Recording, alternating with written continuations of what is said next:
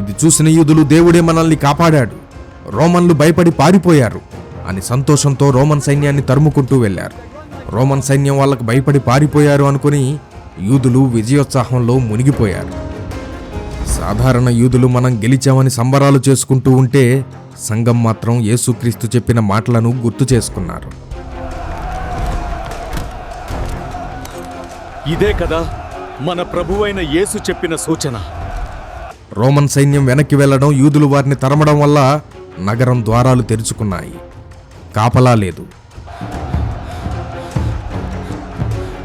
ఇదే మనకు సరైన సమయం, పదండి. ఇదే సరైన సమయాన్ని గ్రహించిన క్రైస్తవులు దేవుని ఆత్మ వారిని ప్రేరేపించడం ద్వారా తమ ఆస్తిపాస్తులు, ఇల్లు అన్నీ వదిలేసి వెంటనే యెరూషలేము విడిచిపెట్టి యోర్దాను నది అవతల ఉన్న పెల్లా అనే కొండ ప్రాంతానికి వెళ్లారు.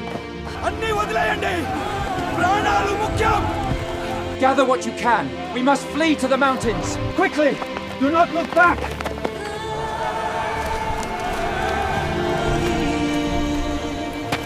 భయపడకండి, దేవుడు మనతో ఉన్నాడు.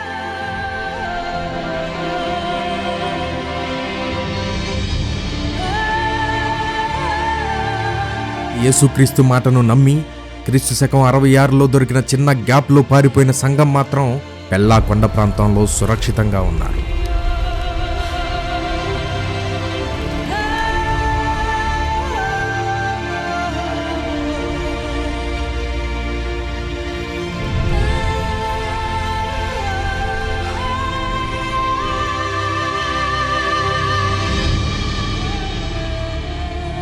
యేసుక్రీస్తుని నమ్మిన వారికి జరిగిన మేలేంటో చూశారా?